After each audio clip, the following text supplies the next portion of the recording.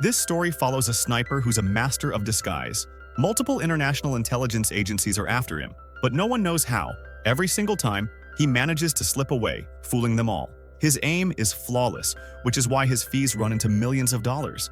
He builds weapons with such clever techniques that even machines can't detect them. It's a brilliant series that once you start, you won't stop until it's finished. Today, he's preparing for another mission. Standing in front of a mirror, changing appearances, he repeats one line over and over, trying to master someone's voice and manner of speaking. The house he's in belongs to an elderly man whom he's already eliminated by strangling. From there, this shapeshifter heads to the company where the old man worked as a janitor. At the entrance, the security guard scolds him for arriving late, but doesn't recognize the imposter. Even the Face ID scanner accepts his disguise.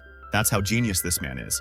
Inside the building, employees greet him as Ralph, unaware that the real Ralph is long gone and the man standing before them is a deadly imposter. He casually makes small talk while riding the elevator up to the 13th floor, his target's office. Once inside, he turns on the vacuum cleaner and begins attaching a silencer to his pistol. But just then, a woman walks in. Without a second's hesitation, he gives her a clean headshot. Chaos breaks out instantly. After taking out the officer, he fires 3 quick rounds at his main target, but the man escapes, rushing down the stairs. Calm and calculated, the sniper waits for him at the stairwell above, keeping him in sight. As soon as the man enters the line of fire, the sniper shoots him in the knee, bringing him down. This marksman is simply next level, but instead of finishing him off, he terrifies the man and spares him. This was only step 1 of a much larger plan. By now, the police and ambulances are closing in. The sniper heads to the building's rooftop, throws down a smoke bomb, and in a blink, vanishes into the fog, leaping from the building without a trace. Somewhere else in the city,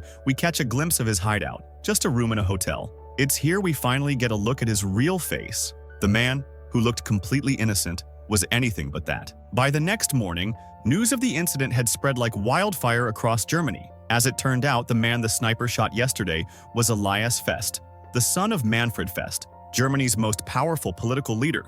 Manfred immediately rushed to the hospital to see his son. Meanwhile, the sniper was already preparing for his next move. To lure the lion out of his den, he had baited the trap perfectly. The prey was walking straight into the predator's range. He calculated everything: wind speed, shooting distance, and ideal timing. He then transformed his suitcase into a sniper rifle: barrel, scope, front sight, rear sight, muzzle brake, trigger. Even the bullet was hidden within the suitcase. In mere seconds, he assembled the weapon. But the most important part was setting the scope. He fired a test shot at the hospital wall.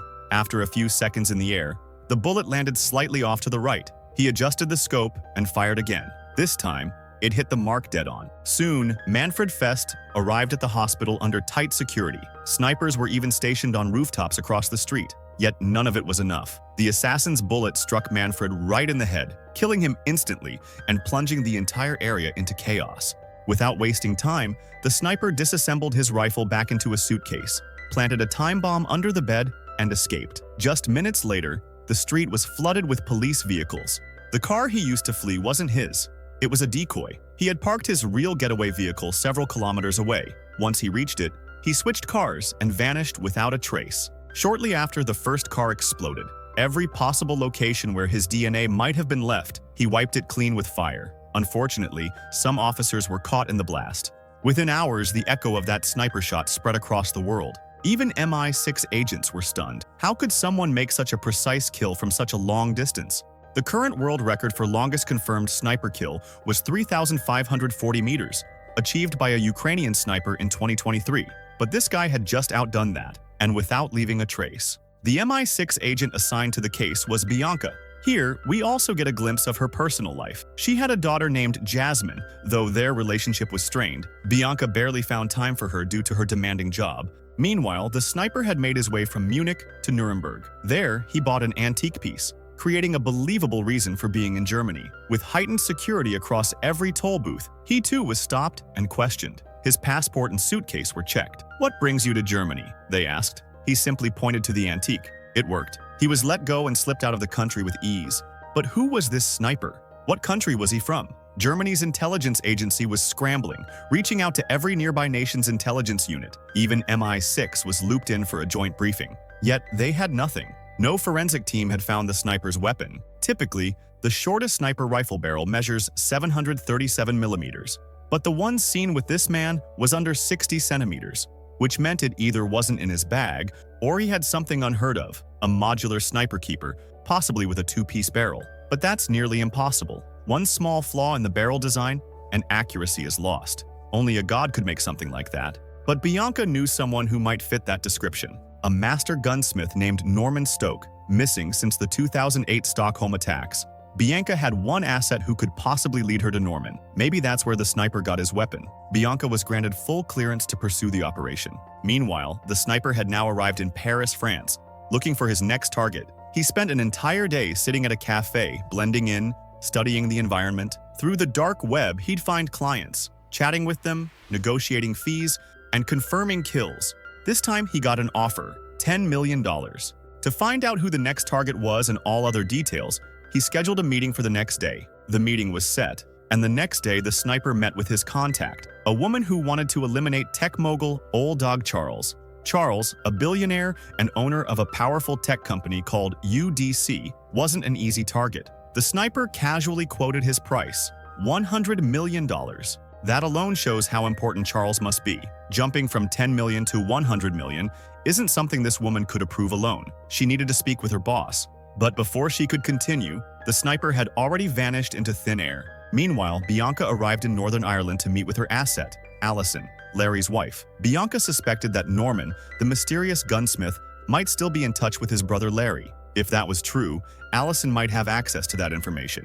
But Alison wasn't willing to help. After some heavy persuasion, even intimidation, she finally agreed. Or so it seemed. It turned out to be a trap. Alison not only refused to provide any information, she even turned off her phone to avoid any contact. Bianca, however, had a backup plan. She targeted Alison's daughter, Emma, a college student in London who had been actively protesting against UDC. Yes, the same UDC owned by Old Dog Charles, the billionaire now being targeted. Under Bianca's orders, Emma was arrested. Then, in an effort to shake her, they tried accusing her of assaulting an officer, a false claim meant to frighten her. But Emma stayed calm and repeated one thing: "I want my lawyer." She wasn't given a lawyer. Instead, she was offered a phone call to her mother, but refused that too. So she was placed in solitary custody. The scene then shifts to Cadiz, Spain. After traveling through Germany and France, the sniper had returned home. Yes, the luxurious villa we see now belongs to him. And there, we meet his wife, Nuri, gathering toys for their daughter. She had no idea Charles had returned. Charles, that was the sniper's real name. A name his wife had no clue was tied to such a dark world. Meanwhile, back in custody, Emma's health suddenly declined. She suffered what appeared to be a heart attack. As soon as Bianca heard, she rushed to the facility and accompanied the ambulance to the hospital. But it was too late. Emma died before they even arrived. Bianca was stunned. She had no idea Emma had a heart condition. Her mind went blank. Across the city, Charles called the client from the earlier job, demanding payment. But instead of money, he got insults. That only fueled his rage. After all that risk, he wasn't going to walk away empty-handed. On the other hand, the second party, the one trying to get Charles assassinated, sent another payment for a meeting. That's right, Charles had taken 3.7 million euros just to speak with them. That meant negotiations were still open.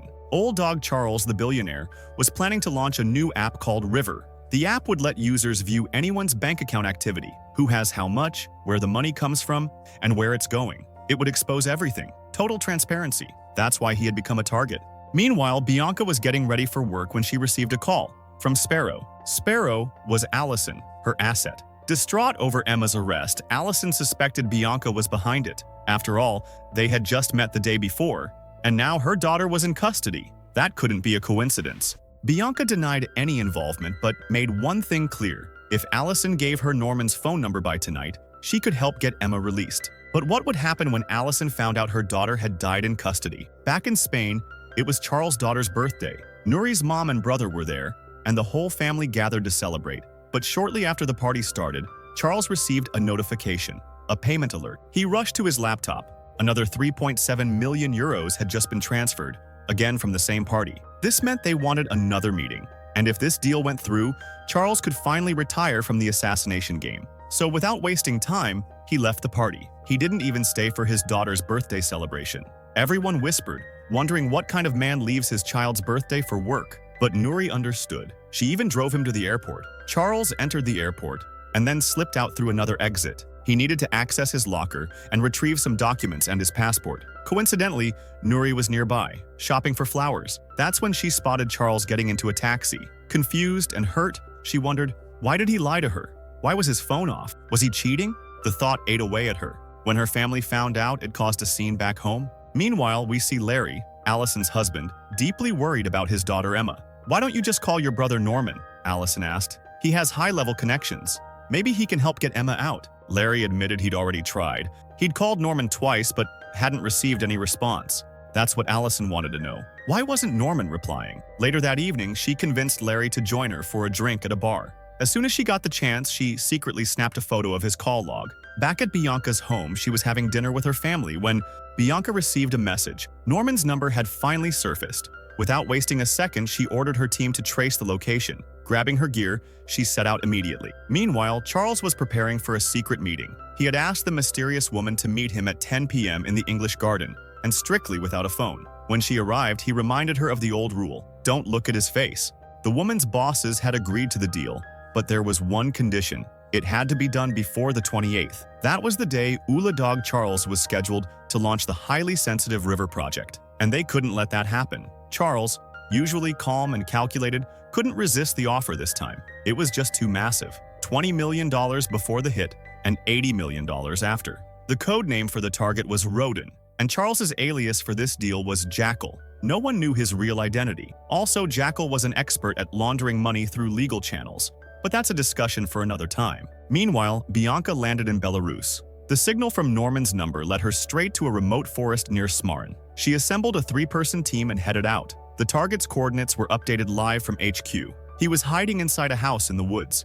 The team approached cautiously, covering each other. But as soon as they reached the door, a grenade exploded. One agent was instantly killed. The second was gunned down by Norman himself. Only Bianca survived. This confirmed their fears. Norman had been tipped off. Someone in the department was feeding him information. Seizing the opportunity, he fled into the woods. Bianca chased after him. Shots were fired on both sides, but Norman escaped. However, in the chaos, he dropped his suitcase. Bianca retrieved it. By the next morning, Allison and Larry were informed that their daughter, Emma, had died in police custody. Devastated, they rushed to London. Shocked, broken, and unable to believe that their little girl was gone. Back at HQ, the forensic team examined the suitcase. The truth shocked everyone. It wasn't a regular suitcase. It was a portable sniper rifle, undetectable through airport security. The very fact that this weapon made it to MI6 headquarters undetected spoke volumes about Norman's genius. If they could catch him, they might finally be able to catch the Jackal too.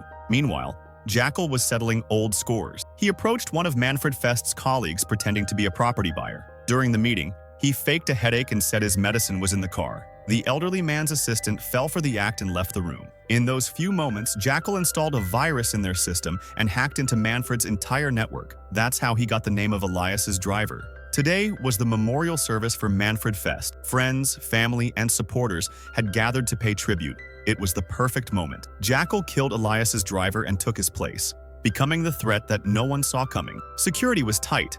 Guards were posted everywhere. But the real danger was sitting right beside Elias. The motorcade began its journey to the memorial. When the time was right, Jackal killed the guard next to him and veered the car off course. The convoy erupted into chaos as the rest of the security tried to catch up. "Who are you? What do you want?" Elias demanded. Jackal turned to face him and froze. He was looking into the eyes of his own father. Yes, the man who had hired him to carry out this assassination was his own father. But Elias didn't like Jackal's methods, so he refused to pay. Worse, he insulted him in their last message. But now, facing death, Elias was ready to give anything. It was too late. Jackal pulled the trigger, then rigged the car with explosives and disappeared. Moments later, the car exploded. Back at home, Nuri was a wreck. Her husband was gone again without explanation, and she had had enough. She began searching for answers.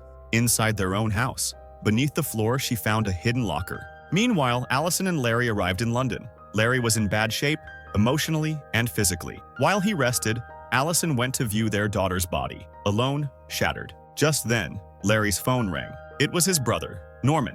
Would Allison answer? What would Norman say? And what new chaos was about to be unleashed? That call was about the ambush on Norman. Meanwhile, Bianca met with Allison, not to threaten her, but to clarify she had no involvement in Emma's case. Still, she warned Allison, if she didn't reveal Norman's location, she could face up to 10 years in prison for aiding a fugitive. Imagine that. Her daughter had just died, and now she was being blackmailed. Elsewhere, Larry had grown suspicious of Allison. She had been unusually eager to contact Norman in the past few days, And right after Larry made a call to him, a team had gone to capture Norman. Coincidence? Hardly. He checked her phone and uncovered the truth. Furious, he tried to leave, but Larry caught her. Dragging her into the bedroom, he suffocated her with a pillow, killing her in cold blood. Meanwhile, Nori's family was still trying to crack open the hidden locker. When they couldn't, they studied the blueprints of the house and found a secret room marked behind the bedroom wall. Her brother began searching and eventually discovered it, hidden behind a mirror secured with a special lock. At the same time, Jackal had received the payment for his next mission, and news that his target, Dog Charles, was heading to Talon. Without delay, he hit the road. But en route, an alert pinged on his phone. His security system had been breached. Nori's brother had broken into his secret room. What he saw inside stunned him. What would the family think when they found out the truth about Charles? As Jackal drove toward Talon, a pickup truck suddenly slammed into his car. The driver created a scene and refused to accept money. A nearby cop arrived, checked the rental car papers, and began searching Jackal's bag. The moment the cop found a gun, Jackal shot him dead. Without wasting a second, he handed the gun to the pickup driver, then shot him too.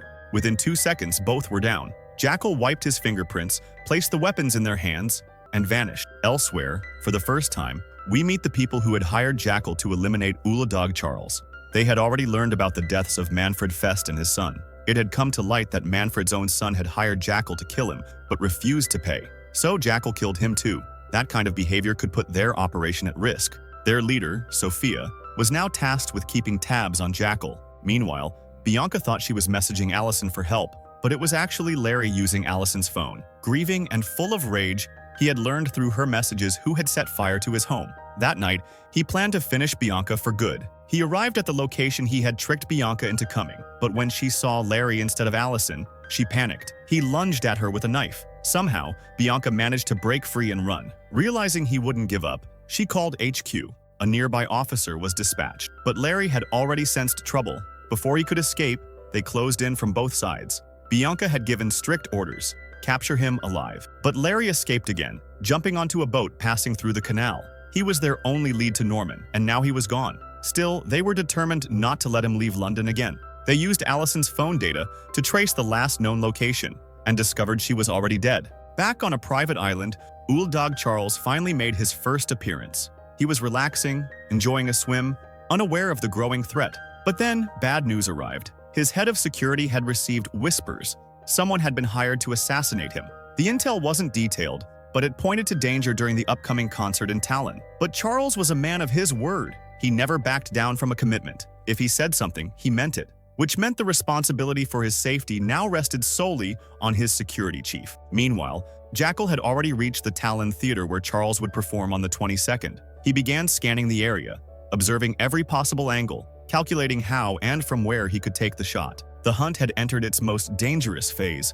All these questions raced through his mind. Will he really manage to kill Charles? What will happen when Nori uncovers the truth about his real identity? Will Larry get the revenge he so desperately seeks?